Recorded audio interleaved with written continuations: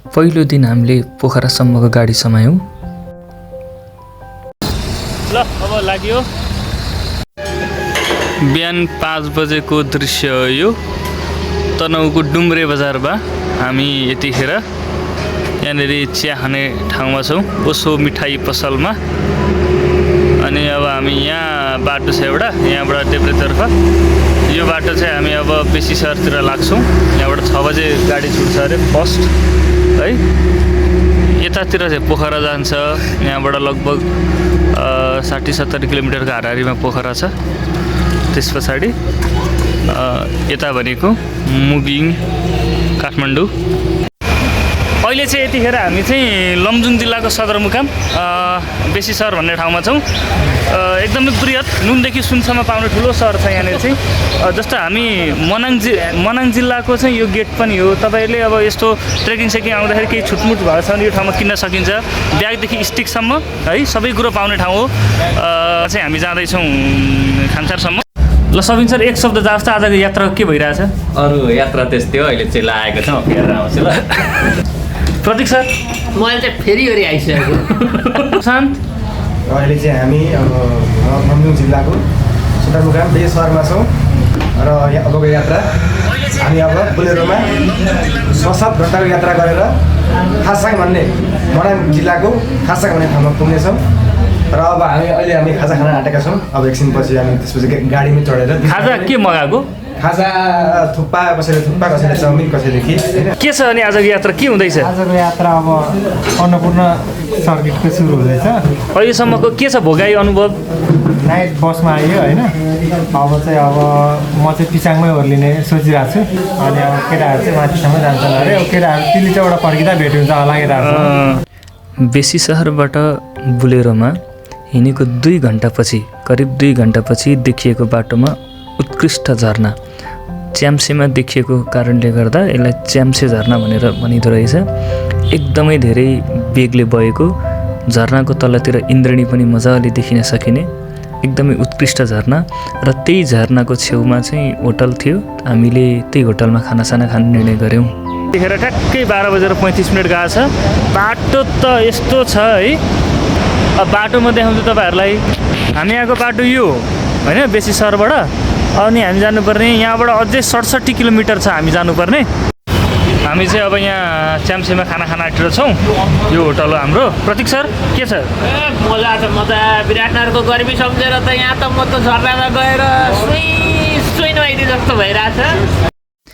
खाना खाने क्रममा हामी बसेको होटलको झ्यालबाट देखिएको च्याम्से झरना। यसरी झरना हेर्दै खाना खानुको मजै नै बेग्लै। तपाईँहरू भन्नुहुन्थ्यो नि बाटो घाटो च्याप च्याप च्याप नजा भन्नुहुन्थ्यो। हेर्नु त हामी कहाँ छौँ? इन्द्रेणी पनि देखिरहेछ ल। रिग्रेट हुँदै होला होइन, हामीलाई त आइसो खोलेको थियो नि इन्द्रेणी। मुटु चिसो भयो। रिग्रेट हुँदै होला होइन, मुटु चिसो भइरह होला होइन। बाटो बिग्रेको छ नआइस भनेको हो नि। हामी त आयौँ त यस्तो राम्रो ठाउँमा। के छ? हामी लमजुङ जिल्लामै छौँ र अहिले हामी च्याम्चे झरना, हाम्रो माथ छ च्याम्चे झरना। नेपालमा त अब च्याम्चे झरना, चेप्टे झरना, लाम्चे झरना। नेपाल त झरना खानी भइहाल्यो। च्याम्सेबाट खाना खाएर हिँडेको करिब 15 मिनटपछि देखिएको उत्कृष्ट झरना अक्टोपस झरना। नेपालकै नमुना झरनाको रूपमा भन्न मिल्छ यसलाई। यो हो ताल गाउँ, मनाङ जिल्ला प्रवेश गरे पछाडिको पहिलो गाउँ। हेर्दै सुन्दर अनि उत्कृष्ट गाउँ। पछाडि झरना बगिरहेको छ, अगाडि मर्साङ्ती खोला बगिरहेको छ। यो गाउँ हेर्ने मौका जुराइदिनु भएकोमा गुरुजीलाई धेरै धेरै धन्यवाद।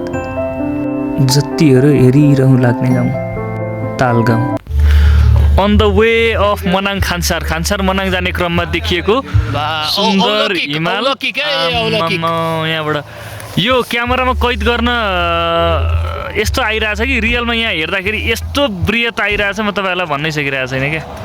त्यस्तो राम्रो आइरहेछ यार। हजुरहरूले क्यामेरामा हेर्नुभएको त 10% पनि होइन। खानसार जाने क्रममा बाटोमा देखिएको यी सुन्दर हिमशृङ्खलाहरूले हामीलाई लोभ्याइरहेको थियो। अब चाहिँ भने वास्तविक मनाङ जिल्ला प्रवेश गरे जस्तो फिल गराइरहेको थियो यसले। यति बेला हामी मनाङ जिल्लाको खान्सार भन्ने ठाउँमा छौँ। यहाँसम्म मात्र गाडी जाने हो। अब यहाँबाट हामी चाहिँ पैदल हिँड्छौँ। यो चाहिँ हामी बसेको रुम हो। सुशान्त उहाँ सुशान्त यहाँ छ रुम नम्बर 1 मा। यहाँ सिडी हुँदै आएको। यहाँको मौसम कस्तो छ भन्दाखेरि माथि डाँडा टक्क हिउँ परेको सर। अनि यो भान्साघर किचन यहाँ हामीले खानासाना नास्ता खाइसक्यौँ। मौसम यस्तो मजाले खुलेको छ। घाम टिलिक्क टल्केको छ है। जसले गर्दाखेरि आज हामीलाई यात्रा गर्न सायदै धेरै कठिन होला। अब यहाँबाट लगभग हामी 5 घन्टाको दूरीमा तिलिचो बेस क्याम्प रहेको छ। 5 घन्टा दूरीमा हामी त्यहाँ पुग्नेछौँ। हामी हिँड्दैछौँ। वरपरको दृश्य यस्तो छ। वे टु तिलिचो लेक। के हुँदैछ अनुभव? दामी अहिलेसम्म गलिसकिएको छैन। मौसम राम्रै छ। मजा आउँदैछ। ल बाटो यही हो तिलिचो बेस क्याम्प जाने। साथीहरू के छ? दामी यात्रा भर्खर सुरु हुँदैछ। अझै निकै जानु छ। हामी सङ्घर्षमा जारी छ हाम्रो सङ्घर्ष। खाङसरबाट अब हामी श्रीखर्कतिर अघि बढ्यौँ, जुन चाहिँ खाङसरबाट 1 घन्टाको पैदल दूरीमा रहेको छ। अहिले हामी चाहिँ मनाङ जिल्लाको श्रीखर्क भन्ने ठाउँमा छौँ र यो चाहिँ देखाउँछु म। यो होटलमा हामीले खानासाना खायौँ होइन। र वरपरको भ्यू यस्तो छ है। आँखै अगाडि हिमाल देख्न पाउँदा, न्यानो घाम ताप्न पाउँदा हामीलाई श्रीखर्क छोडेर अगाडि बढ्न मनै लागेको थिएन। तर पनि के गर्नु, हाम्रो आजको टार्गेट तिलिचो बेस क्याम्पसम्म थियो। के छ सबिन सर? यस्तो दामी मौसम छ होइन। चस्मा लाएर भन्नु न। चस्मा लाएर अब यस्तो दामी मौसम छ होइन। चस्मा लाएर राम्रो पनि देखेको छु। घाम हेर्न मजा आउँछ। यस्तो दामी छ। हिमाल हेर्न सक्नुहुन्छ उतातिर। त्यो हिमालहरू देख्न सक्नुहुन्छ। यस्तो राम्रो छ होइन। अब हामी ठ्याक्कै त्यही हिमालतिर चढ्न खोज्दैछौँ है। अब तपाईँहरू हेर्न सक्नुहुन्छ हाम्रो गन्तव्य यता अगाडि यो बाटोदेखि अगाडि देख्दै हुनुहुन्छ तपाईँहरू। अरू जाँदै हुन्छ यता हाम्रो यो बाटो। हजुर हाम्रो त्यो बाटो हुँदैछ। ल अब हामी लाग्दैछौँ त्यतैतिर। ल तिलिचो जाने क्रममा अब हामी यो झुलुङ्गे पुल कटेर हामी त्यो उकालो चढ्छौँ। हेर्नु उकालो मान्छे चढिरहेछन्। यस्तो उकालो राम हेर्नु त कति छ। यहाँसम्म माथिसम्म छ यो उकालो। साथीहरू आउँदैछ। हेलो गाइज, हामी अब यो झुलुङ्गे पुलमा आइसकेको छ। झुलुङ्गे पुल देखाइदिनु त सनम सर। अघि देखाइसक्यो। अघि देखाइदिनु भएछ सनम सरले होइन। अब हामी चाहिँ सिधै उकालो चढ्दैछौँ है। ल गाइज पहाडमा बनाइएको गोरेटो बाटो केही हदसम्म भने सहजै छ। अलिअलि उकालो भए तापनि हिँड्न भने त्यति धेरै कठिन जाने छैन। अगाडि देखिएको त्यो सेतो हिमालले भने कता कता हाम्रो थकानलाई मेटाइरहेको थियो। जति नजिक बढ्यो त्यति हिमालले आफूलाई बोलाइरहेको जस्तो अनुभूति हुन्थ्यो। तिलिचो बेस क्याम्प जाने बाटो। यो चाहिँ पहिलोको जोखिम क्षेत्र, ल्यान्डस्लाइड एरिया। यो बाटोबाट जानुपर्ने। माथिबाट गिट्टी बालुवाहरू ढुङ्गाहरू झर्न सक्ने जोखिम छ। यहाँ आफैले होसियारपूर्वक जानुपर्छ। दसैँ र तिहारको बिचमा भएर होला राम्रै सङ्ख्यामा पर्यटकहरू तिलिचो ताल आएको देखियो र त्यो सङ्ख्यामा हामी 4 जनाको टोली पनि थपियो। लास्टै ओह्रालो बाटो रहेछ यार। बिस्तारै सम्हालेर आऊ केटा हो। चिप्लिँदो रहेछ लट्ठीले सहयोग गरिवरी। ओह्रालो रहेछ नि यार। हामी अब चाहिँ ल्यान्डस्लाइड एरिया भनेर यहाँ तोकिदिएको छ। यो आयो पहिरोको जोखिम क्षेत्र। यो बाटो हिँड्नु छ अब है त। तिलिचो ताल जाँदाखेरिको सबैभन्दा जोखिमपूर्ण बाटोमध्येको एक। माथि हेरे पनि सपाट, तल हेरे पनि सपाट, पहिरोको जोखिमपूर्ण बाटो। एकदम जोखिमपूर्ण बाटो छ। अगाडि लट्ठी सटेको अनि त्यस पछाडि सपोर्ट लियो अनि हिँड्नु चिप्लिन सक्छ खुट्टाहरू।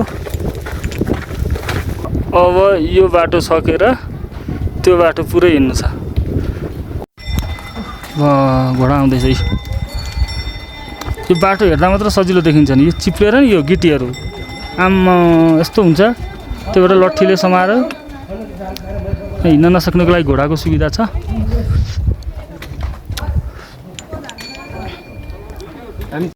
ल हेर्नु यस्तो बाटो हिँड्यो आम्मा गुफा हेर्नु त यहाँ यसरी हिँड्ने यताबाट फेरि यो चिप्लिन्छ क्या पुरोमा मान्छे पनि आउँदैछन् पर त्यो सबै हिँड्नु भन्छ कस्तो हुँदैछ एकदम बबाल डर लाग्दो बबाल तिलिचो बेस क्याम्प जाँदाखेरिको सबैभन्दा जोखिमपूर्ण बाटो नि यही हो पहिरोको जोखिमपूर्ण क्षेत्रको पनि यो ओह्रालो भाग गिट्टीहरूले गर्दाखेरि चाहिँ खुट्टा चिप्लिने डर बढी हुन्छ त्यही भएर यस्तो ठाउँमा हिँड्दाखेरि चाहिँ आफ्नो लट्ठीको भरपुर सदुपयोग लिएर अगाडि बढ्नुपर्छ यस्तो बाटो हिँडेर आएर फाइनल्ली हामी बेस क्याम्प देखियो यो पर यो बेस क्याम्प देखियो भोलि त भनेको त अब तपाईँको यो हिमाल छ यो हिमालको तलपट्टि भएको यो बाटो देखिन्छ यहाँ यसको सिधै बाटो यसको तल तिलिचो ताल अवस्थित छ त्यसमा पुगिन्छ आज चाहिँ यो बेस क्याम्प देख्दै खुसी लाग्यो अरू त के भन्नु हिँड्दा हिँड्दा हिँड्दा हिँड्दा ढाडको नि के भन्नु त्यस्तो भइसक्यो हेलो हेलो हामी हिँडेको बाटो यो हो है हामी हिँडेर जानुपर्ने बाटो यो हो बाटो हेर्नु माथि गिट्टी नै गिट्टी थुप्रेको ल ए झरो भने त यहाँ मान्छे हिँड्दैछ नि झरो भने सिधै यो खोलाइ दुईतिरबाट आएर जोडिएको छ यति बेला म चाहिँ यहाँ तिलिचो बेस क्याम्प आइपुग्यो राम राम राम चिसो छ टेम्परेचर धेरै तल छ हामी बस्ने होटल यो यहाँको दृश्य यस्तो देखिन्छ घाम पनि हिमाल पारि गइसकेको छ राम राम राम साथीहरू यहाँ आउँदैछन् यतिखेर बिहानको 3:30 बजेको छ र हामी एकदम लट्ठीसट्ठी बोकेर पन्जा लाएर लुगा यत्रो लगाएर जान रेडी हुन्छ हाम्रो केही साथीहरू त गइसक्नु बिहानै 2:30-3 बजीतिर हामीलाई ढिलो भइसक्यो अब चाहिँ घाम झुल्किनुभन्दा अगाडि नै वर्ष तिलिचो बेस क्याम्प गएको राम्रो भन्ने कुरो सुन्नमा आयो किनभने अब घामले गर्दा हिउँ पग्यो भने हिँड्न अलिक गाह्रो हुने त्यही भएर अब चाहिँ हामीले तातो पानी तातो गार्लिकको जुस हामीले खाइसक्यौँ अब हामी हिँड्न रेडी भइसक्यौँ हाम्रो टोली रेडी छ आउँदैछ भित्रबाट है त तिलिचो ताल जाने बाटो यस्तो हिमाल उकालो हिँड्नुपर्ने स्या भइसक्यो ओह गरेर 1 घन्टाभन्दा बढी भइसक्यो हिँडेको अब अझै 2 घन्टा अरे यो चाहिँ 22 घुम्ती यहाँहरू मान्छे चढेको 22वटा घुम्ती यो डाँडा पुरै कटेर अनि यो हिमालको चाहिँ उतापट्टि पल्लोपट्टि चाहिँ तिलिचो ताल छ त्यहाँ हामी पुग्ने आज हाम्रो जमर्को लास्टै गरिसक्यो तिलिचो तालसम्म जाने बाटो हामीले जस्ट अहिले यो 22 घुम्ती कटेर आयौँ अब यो एउटा उकालो हो त्यसको उकालो छैन अरे हिँड्दा गलिसकेँ म यहाँ मेरो अगाडिको भ्यू देखाउँछु है ल हेर्नु है यो हिउँ सब हिउँ हिमाली हिउँ यहाँ डुडुक कुद नि त हिमाल ठाउँ पुगिन्छ है यस्तो ठाउँ चाहिँ अब हामी यो बाटो जानुपर्ने छ अब आधी घन्टा हिँड्यो भने ताल पुगिन्छ मैले जहाँ बसिरहेको छु नि यहाँ पनि हिउँ छ पुरै अब लगभग आधी घन्टामा पुगिन्छ 4:30 देखि 5 घन्टा लाग्ने बाटो यस्तो उकालो उफ थकान छ क्या पुरै तर अगाडिको यो दृश्य हेर्दा हेरिरहँ जस्तो छ अब म चस्मा लगाएर हेर्छु खुल्ला आँखाले हेर्न सकिएन एकदम टल्किरहेको छ हिमाल है त तिलिचो ताल जाने क्रममा अहिले हामी यसो थकान भेट्दै साथीलाई पनि पर्खिँदै मेरो ब्याकको यस्तो छ दृश्य मेरो फ्रन्टको दृश्य यस्तो छ यो यति टल्केछ कि आँखाले नाङ्गो आँखाले हेर्नै सकिँदैन त्यही भएर चस्मा लाउनुपर्छ यस्तो सेतो छ घामले टल्केर नाङ्गो आँखाले हेऱ्यो भने ब्लाइन्ड त्यही भएर यस्तो छ अब 15-20 मिनटमा पुगिन्छ संसारकै सबैभन्दा अग्लो स्थानमा अवस्थित तिलिचो लेक ताल जुन चाहिँ 4919 मिटर अग्लो स्थानमा अवस्थित छ यसको वरपरको सेरोफेरो यहाँहरू हेर्न सक्नुहुन्छ र नाङ्गो आँखाले देख्न सकिँदैन त्यस्तो हिउँ टल्किरहेछ घामले मौसमले साथ दिएर र यो माथिको आकाश यो तलको ताल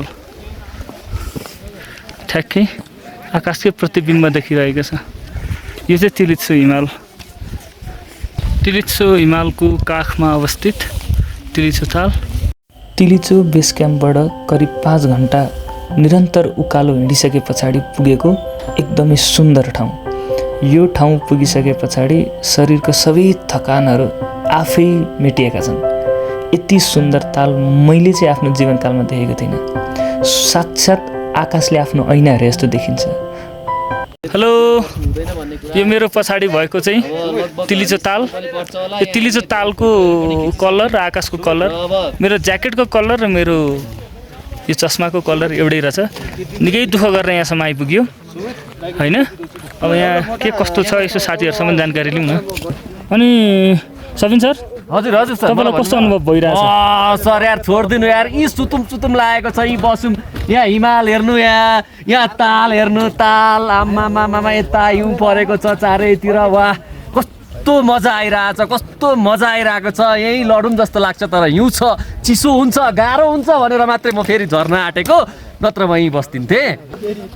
सुशान्त, अनि कस्तो अनुभव भइरहेछ? यत्रो दुःख गरेर आइएको छ। विश्वकै होइन उच्च स्थानमा पर्ने यो तिलिचो ताल एकदमै देख्ने बित्तिकै त कहाँ स्वर्गमा महसुस भइरहेछ मलाई होइन। अब 2 दिनको कठिन यात्रापछि एकदमै शरीर थकित छ, तर यो ताला देख्ने बित्तिकै एकदमै थकान सबै मेटियो। अब यति नै भन्न चाहन्छु म चाहिँ। अब एकैछिनसँगै तिलिचो ताल घुमाउँ ल। तिलिचोको वरपरको दृश्य हेरौँ है।